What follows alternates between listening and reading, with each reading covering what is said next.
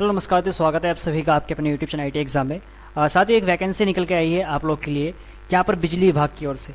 ठीक है, अब देखो यहाँ पर आईटीआई वाले छात्रों की 3 ट्रेड को यहाँ पर मौका दिया गया है। पूरी जानकारी मैं इस वीडियो में देने वाला हूँ, क्या क्या इसका प्रोसेस है, सिलेक्शन प्रोसेस क्या रहने वाला है और आईटीआई के साथ उन्होंने क्या क्या चीज़ें मांग रखी है, तो पूरी जानकारी मैं देने वाला हूँ। हो सकता है आप इस एलिजिबिलिटी क्राइटेरिया को फिलअप कर रहे हो तो रुके रहना, वीडियो में जुड़े रहना। आप क्या पता कि क्योंकि वैकेंसी एकदम प्योर परमानेंट है। ठीक है, एकदम सरकारी नौकरी है। और नंबर 1 पे मैं बात करूं, सबसे पहले पोस्ट में बात करता हूं कि कितनी कितनी पोस्ट यहां पर निकाली गई है। ठीक है, तो सबसे पहले यहां पर जो यूआर कैटेगरी के छात्र हैं उनके लिए 25 है, ओबीसी के लिए 14 पोस्ट है, एससी के लिए 9 पोस्ट है और ईडब्ल्यूएस के लिए 5 पोस्ट है। बाकी जो आपके एसटी वाले छात्र होते हैं उनके लिए यहाँ पर कोई पोस्ट नहीं है, एसटी वालों के लिए। ठीक है, टोटल जो नंबर ऑफ पोस्ट की बात करें तो यहाँ पर 53 पद हैं डियर। ठीक है, 53 पदों पर यहाँ पर ये भर्ती निकाली गई है। ठीक है जी, चलो अगले पॉइंट की ओर चलता हूँ। अगला जो पॉइंट है डियर, मैं आपको बता दूं इसका क्या प्रोसेस रहने वाला है, क्या इसमें आपका सिलेक्शन प्रोसेस रहने वाला है। सबसे पहले मैं आपको यहाँ पर आपको दिखा देता हूँ यहाँ पर जो क्वालिफिकेशन उन्होंने मांग रखी है वो क्या है, क्योंकि यहाँ पर ही कंपटीशन ऑटोमेटिकली डाउन होने वाला है। देखो सबसे पहले तो उन्होंने कह रखा है कि भाई हमें 10th पास चाहिए। ठीक है, आपके पास 10th हो। ठीक है, 10th प्लस ITI। ठीक है जी, 10th प्लस ITI किस किस ट्रेड से, एक तो लाइनमैन ट्रेड होनी चाहिए, इलेक्ट्रिशियन ट्रेड होनी चाहिए, फिर वायरमैन। ठीक है, आपको 3 ट्रेड यहाँ पर दी गई है, तीनों में से कोई सी आपके पास एक ट्रेड होनी चाहिए। ठीक है जी, तो यहाँ तक किसी कोई दिक्कत नहीं है। उसके बाद इन्होंने कह रखा है कि आपके पास जो है हिंदी भाषा का ज्ञान होना चाहिए या फिर पंजाबी का, या तो आपके पास हिंदी बोलनी चाहिए है ना, आनी चाहिए, या फिर आपके पास पंजाबी। उसके बाद इन्होंने कह रखा है कि ये तो आपके पास होना चाहिए, बाकी आपके पास 10th में है ना हिंदी या फिर पंजाबी विषय होना जरूरी है ना। अगर आपने 10th कर रखी है तो 10th में आपके पास या तो आपके पास हिंदी होना चाहिए या फिर आपके पास पंजाबी होना अनिवार्य है। एक चीज हो, चाहे तो पंजाबी हो चाहे हिंदी हो। ठीक है, अधिकतर ये तो क्राइटेरिया सब फिलअप कर रहे होंगे, सबके पास हिंदी होगी और जो पंजाब से हैं उनके पास जो है पंजाबी भी होगी। ठीक है जी, उसके बाद यहाँ पर कंपटीशन थोड़ा सा लो हो जाएगा। यहाँ पर बोल रखा है कि जी वही छात्र इसमें अप्लाई करेंगे जिसने CCC का जो है कोर्स कर रखा है, यानी कि जिसके पास CCC का सर्टिफिकेट है वही छात्र इसमें एलिजिबल माने जाएंगे। ठीक है, तो ये मैं मोटा मोटा आपको बता रहा हूँ, बाकी उन्होंने डिटेल देखिए कैसे आप CCC कर सकते हो, उन्होंने पूरा प्रोसेस दिखा रखा है, जो 80 घंटे का कोर्स होता है उसके बारे में बता रखा है। ठीक है जी, चलिए तो यहाँ पर जहां तक मुझे उम्मीद है कंपटीशन डाउन हो चुका हुआ, क्योंकि अगर आपने CCC नहीं किया तो आप फॉर्म इसका डाल सकते हैं। उसके बाद डियर आयु सीमा की अगर हम बात करेंगे, इन्होंने कह रखा है कि 18 साल कम से कम और अधिक से अधिक 37 साल होनी चाहिए है ना। 18 से 37 साल तक के जो छात्र हैं इसमें अप्लाई कर सकते हैं। एज क्राइटेरिया ठीक ठाक इन्होंने दे रखा है। ठीक है, एज में तो कोई दिक्कत नहीं होने वाली किसी को भी। ठीक है, चलिए अगला जो पॉइंट है, अगला जो इन्होंने पॉइंट क्या रखा है, ठीक है मैंने पूरा बता दिया आपको। छूट भी यहाँ पर दी जाएगी।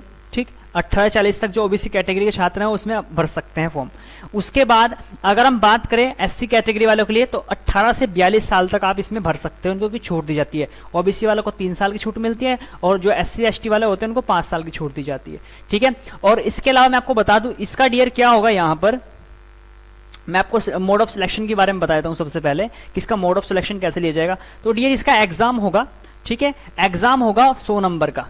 ठीक है, आपको ऑब्जेक्टिव क्वेश्चन आएंगे आपकी जो आपकी ITI लेवल के होते हैं। ठीक है, जो आपने ITI में पढ़ा है, इलेक्ट्रिशियन वायरमैन जो भी आपकी ट्रेड है उसी के लेवल के आपके क्वेश्चन आएंगे। ठीक है, और आपको ये एग्जाम पास करना होगा। जैसे ही आप एग्जाम पास कर लोगे तो उसके बाद आपकी 3 साल की यहाँ पर ट्रेनिंग होगी डियर। कितने साल की? 3 साल की आपकी ट्रेनिंग होगी। ट्रेनिंग के दौरान आपको सैलरी पैकेज भी दिया जाएगा और जैसे ही आप ये 3 साल की जो है ट्रेनिंग कंप्लीट कर लेते हो उसके बाद आपको यहाँ पर परमानेंट कर दिया जाएगा।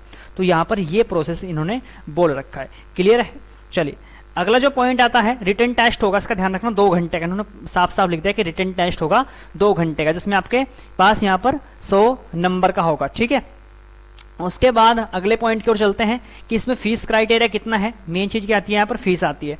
तो मैं आपको बता देता हूँ, नीचे नोटिस में लिखा हुआ है आपका जो फीस पेमेंट है वो कितना है। देखो यहाँ पर अगर हम फीस पेमेंट की बात करें डियर, तो जो सभी छात्र हैं उनके लिए यहाँ पर 1000 रुपए फीस रखी गई है, चाहे आप जनरल कैटेगरी से आते हो चाहे ओबीसी कैटेगरी से आते हो। ठीक है ना। बाकी जो सिर्फ SC वाले छात्र हैं उनके लिए 500 रुपया है, सिर्फ किनके लिए? SC वाले छात्रों के लिए। ठीक है जी, बाकी सबको यहाँ पर 1000 रुपए पे करना पड़ेगा। और ये नॉन रिफंडेबल है, यानी कि अगर आप एग्जाम तो कोई रिफंड विफंड नहीं होगा यहाँ पर, आपके 1000 रुपये यहाँ पर कटने वाले हैं क्योंकि फीस इनमें ज़्यादा होती है। और SC वालों के लिए यहाँ पर 500 रुपये फीस रखी गई है।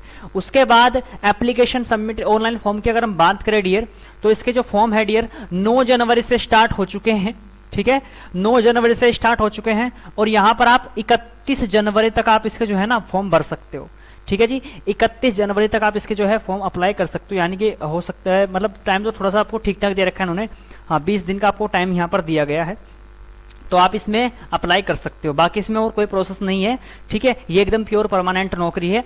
इसमें स्टार्टिंग में बस क्या होता है, आपकी 3 साल की क्या होती है डियर, ट्रेनिंग होती है। उसके बाद ट्रेनिंग के दौरान फिर आपको यहाँ पर परमानेंट कर दिया जाता है, ठीक है। बाकी मैंने आपको बता दिया। और अगर आप एप्लीकेशन सबमिट करोगे तो फीस सबमिट होगी, उसकी जो डेट आप देख सकते हो आप लोग, मैंने आपको बता दिया यहाँ पर एक मोटा मोटा, फिर से आप लोग देख लीजिए।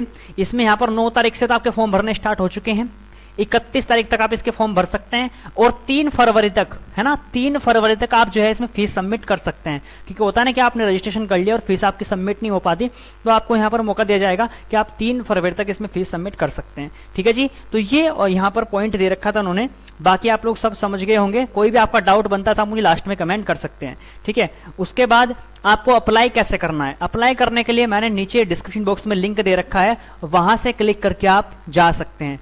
डायरेक्टली लिंक मैंने दे रखा है, कैसे आप स्टेप बाय स्टेप इसका फॉर्म भरोगे। और इनकी जो ऑफिशियल वेबसाइट है इस पर जाकर भी आप ऑनलाइन फॉर्म भर सकते हैं, देख सकते हो आप लोग। अगर आपको ऑफिशियल वेबसाइट देखनी है तो ये इनकी ऑफिशियल वेबसाइट है, इस पर जाकर के आप अप्लाई कर सकते हैं, ठीक है। यहाँ पर है www.chandigarh.government.in, ठीक है। इस वेबसाइट पर जाकर के आप अपना ऑनलाइन आवेदन कर सकते हैं, ठीक है। ये ऑफिशियल वेबसाइट है। या फिर जैसे जनसेवा केंद्र पर आप अप्लाई करवाना चाहें तो उसको ये वेबसाइट बता देना, यहाँ पर ये ऑनलाइन फॉर्म आवेदन होंगे। नहीं तो नीचे डिस्क्रिप्शन बॉक्स में मैंने डायरेक्ट लिंक दे रखा है, वहाँ से क्लिक करके आप जा सकते हैं, ठीक है। आपको कोई भी जाने की जरूरत नहीं पड़ेगी। तो चलिए फिर इसी के साथ आज की वीडियो कहीं पर दिया करता हूँ, मिलता हूँ नेक्स्ट वैकेंसी के साथ। आज के लिए इतना दोस्तों, धन्यवाद।